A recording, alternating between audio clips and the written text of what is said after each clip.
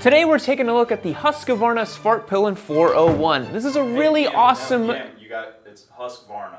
What is it? Husqvarna. Okay, I'll try it again, yeah. Today we're taking a look at the Husqvarna 401. This is a... Nope, Husqvarna. Husqvarna? The Husqvarna 401 is a fantastic... Come on, man. It's Husqvarna. Okay, you know what? We're just gonna learn how to pronounce this, all right? We are looking at how to pronounce the name of Swedish manufacturer of outdoor power products, including chainsaws. How do you go about pronouncing it? No, it's not Husqvarna, Husqvarna. Husqvarna. The Husqvarna Chainsaw 401 is simply the best chainsaw you can buy on the market today. For those of you with a short attention span, here's why. Forget your MT-03s, your Z400s, even your GSX 250Rs. The Husky is simply the best, period. It's got adjustable suspension, it's lightweight, it doesn't cost that much money, and simply is an awesome motorcycle. Let's unpack a little bit more about this awesome beginner chainsaw. So the Svartpilen 401 we're featuring in today's video was a giveaway bike. It's actually on its way to its new winner, but we got 3 more giveaway bikes coming to Yammie Noob HQ right here. But the coolest part about joining on our website down below is getting access to our community Discord server. I'm on there every day answering dozens of questions from our members, interacting, hanging out, even doing a couple posts here and there. It's a ton of fun. So if you want the best way to sign up and join our awesome community, yammie.co is the way to do it. We've also got tons of cool stuff going over on Instagram, got tons of cool photos on there, sneak peeks of videos we're making and stuff like that. So if you love what we do here, highly recommend you go and check that out. So some of you smarty pants viewers might think that this is just a Duke 390 in a bit of a cool suit, but Spite, what makes this bike actually a little bit different than a Duke? So you're kind of on the right track with that. KTM did buy Husqvarna in 2013, and Husky didn't really make street bikes up until that point. They did kind of in the past, but that was a whole nother world. And as a result, all of these Husqvarnas actually inherit a lot of stuff from KTM's. Same frames, same engines. They get their suspension from KTM partners like WP. However, the Duke 390 is really just a full-blown 100% street sport bike. And this is really an entry-level scrambler motorcycle. It's really different. So we obviously know that the Svartpilen 401 is different than the Duke 390. Let's take a look at some pros and cons of this machine.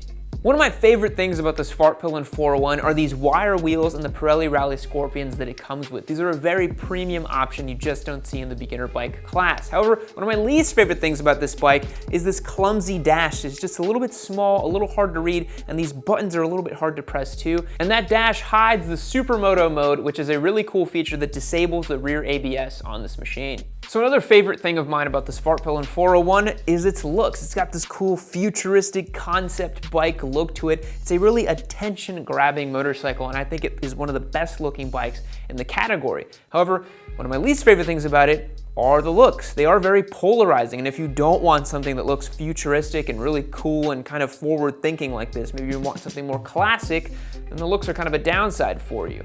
So one of my favorite things about this bike is actually down to its 373cc engine. This little thumper is a great power plant and makes 44 horsepower. It's really torquey, it's really playful, it really wants to lift the front wheel basically every time you crack the throttle open. However, on the flip side of that, this bike's not very moddable. You can't even get an exhaust for this model year. You'll notice we actually haven't done a damn thing to this motorcycle in all the time that we've had it. So without a doubt, one of the best things about this motorcycle is its price. It comes in at $4,999 brand new at a dealership, and that is dirt cheap for what you're getting. However, there is a drawback to that. Even though it's such a great beginner bike option, such a great price, the seat height at 32.9 inches is a little bit limiting. It's gonna cause a lot of people to not feel super confident if they've got a shorter inseam. But while we've been talking about all of these pros and cons, there's a ton of bikes in this marketplace, so let's break it down against some of its competition. All right, guys, so we're gonna scientifically break down why the Svartpilen 401 destroys all of its competitors. Spite, what's the price on the Yamaha MT-03? $4,599. Now, as we can tell, this number is less than this one, so you would say that's a better motorcycle. But in fact, This is a worse motorcycle than this one because it has way less features and overall sucks compared to this one. So bye-bye MT-03. Spike, what's the price on the Cali 400? $4,799. Now we're at it again. See, we see here that it is $200 cheaper than our God tier Svartpilen 4.1. But again, you're not getting adjustable suspension. You're not getting the cool looks. You're not getting the Pirelli Rally Scorpions. This is trash. Spike, what is the price on the KTM Duke 390 Adventure, please? $6,199. Now we're talking big money here, big money. This is over $1,000 more expensive for the Svartpilen 4.1. And what are you getting for that? Orange paint? Get out of here. KTM Duke 390 Adventure sucks. Last on the list is this pathetic BMW G310 GS. Spike, what is the price on this one, please? $5,795. That's not looking good for the BMW. You're talking $800 more for a bike that's less capable. That's garbage. Svartpilen 4.1 is a God tier motorcycle. And if you don't believe me, our editor Andrew had one of these G310 GS's and he got another Svartpilen 4.1. Kicking it over to him. Okay, let's see here, is this in focus? Well, it's true. I did sell my BMW 310 GS because I just had to go back to that Svartpilen. Now, I didn't necessarily get a Svartpilen, it just is a Vitpilen that I converted the handlebars, which essentially makes it a Svartpilen in the end. But nonetheless, I am now officially a two-time Pilen owner, and there's really no reason beyond just the fact that it's such a fun bike that has everything that I want out of a motorcycle and more to offer. Now, as you've heard earlier on in this video, the price, the specs, the comparison to the other competing models alone, it just tops everything else that's in its competition in this class for bike. Now, I could be showing you this bike right now, but looks really don't do it justice. It's about the feeling, and you really just have to ride it to know what it feels like. It's lightweight, it's powerful, and it's affordable, and I think seeing Josh take his first ride on it will tell you everything you need to know about this motorcycle. All right, guys, we're getting our resident new Yammie Noob team member on the bike for today. Josh, you will be piloting the Svartpilen 4.1, the God tier bike that it is. How you feeling?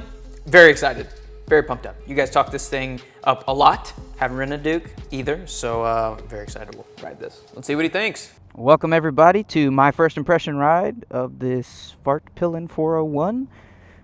This is a really cool bike. So, like you've probably seen before, I'm about 5'8", and I cannot put two heels on the ground with this bike. It's fine. I know how to ride a bike, and I'm comfortable with that. But if you were my height and walked into a dealership and felt this and had never ridden a motorcycle before, you might be like, "Whoa, is this bike too tall for me?" I don't think it is. I think it's totally fine at my height. We're in sumo mode, which is great. No rear ABS. Super cool that this beginner bike has that. The handlebars are quite wide. It feels really cool. They're higher, they're wider compared to both bikes I rode last week, the MT-03 and the SV650X.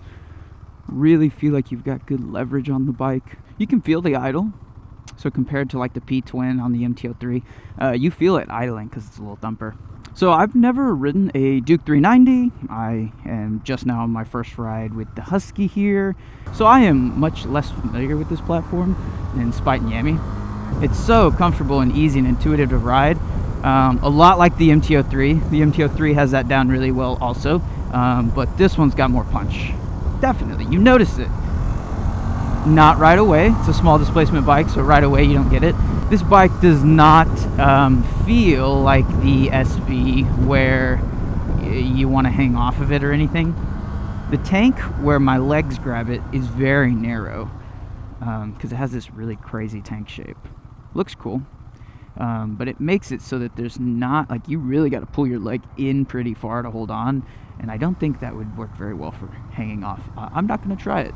I definitely understand the urban cruiser bit though.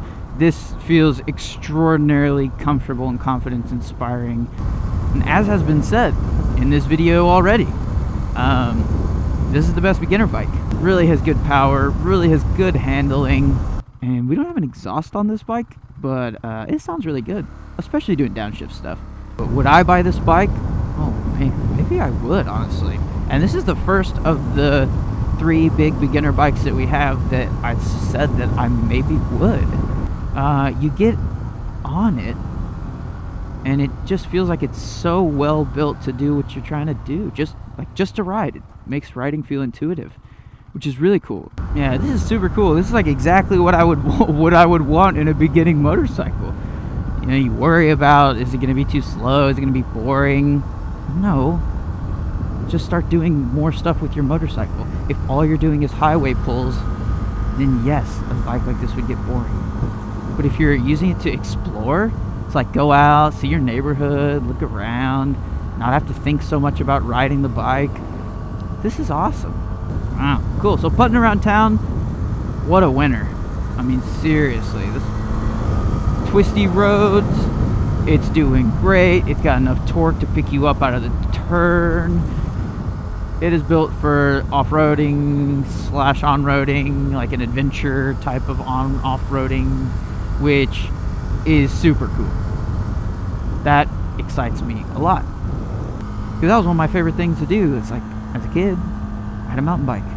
I'd go everywhere. Awesome. I don't know how many bikes you can feel confident doing this on. I don't know. I don't have a desert sled like Yammie does, but I would not do this on my SV, and it feels so good. Are you kidding me? Wow. I've ridden off-road. I've ridden dirt bikes. I've ridden specifically a mini dirt bike, a lot. That's what this feels like. It feels so good off-road. And when we're riding these bikes around, Yammie will always like throw himself up into the grass and like just start playing on it. That is such a huge thing to be able to do on a motorcycle as just a hooligan with a motorcycle. Go wherever the heck you want. Well, I think I get it. This is like the greatest. I want a motorcycle. I'm gonna ride it every day, but I also want it to have some characteristics that are really, really fun bike. Yeah, that wraps it up. This bike is really, really cool. If you're considering it, and you can find one, because I know that's an issue. If you can find one, you can get your hands on one to test ride, to especially to buy. If this is in your budget. This is an awesome bike. All right, everyone, Josh just came back from his first ride. What'd you think? This was fun. This was Sweet. super fun. This is the perfect bike to take out and just explore. Yeah. I mean, I'm not gonna use the word adventure because it's not an adventure bike, but yeah, this is super well set up to cruise around town. Doesn't feel like a bike I want to lean off of or anything like that, but I don't miss it. It's a lot of fun. I think as you saw in our adventure video where I was really kind of bushwhacking with this thing, it's definitely more capable than people think. Big time, absolutely. And the seating position kind of calls you to go do that kind of stuff. Yeah, how'd you feel about the gas tank shape? I think that's the most controversial thing on it. Yeah, it's very narrow. Yeah. I felt myself like spreading my legs while I was riding it because it was almost uncomfortable to pin my legs close against the tank. It wasn't an issue. It was perfectly comfortable, you know, sitting on the bike, man spreading like that. But yeah, it was different. Cool. As a beginner rider, do you think it'd be something fun to use and learn on? Oh, absolutely. You kidding me? Yeah, this is, you guys are right. This is the beginner bike. Yeah, definitely. A lot you can learn from it. And it's a great bike. Sweet. Let's get an ergonomics check on all three members here at Yammie Noob. Right, I am 5'8", weigh about 140 pounds. And on this bike, because of the seat height, I cannot get both heels down.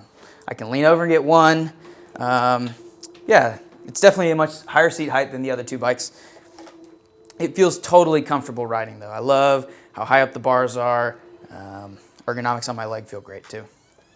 All right, guys, I'm about 5'11" without my gear on, about 170 pounds. As I mount up here on the Svartpilen 401, you'll notice that with my higher inseam, I can very comfortably flat foot this motorcycle. Get the kickstand up over here and get my foot up. The rider triangle is super comfortable for me. I love the way this gas tank is shaped right at my knee here, and it really makes me want to get my crotch up on it and really ride it like a dirt bike and manhandle it.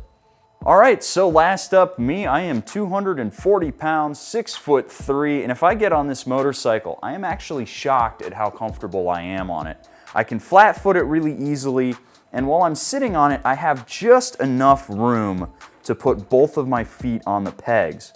Another thing I'd like to point out is we have a couple of ticks of preload dialed in on this suspension, and it really doesn't squat under my weight, which is pretty incredible.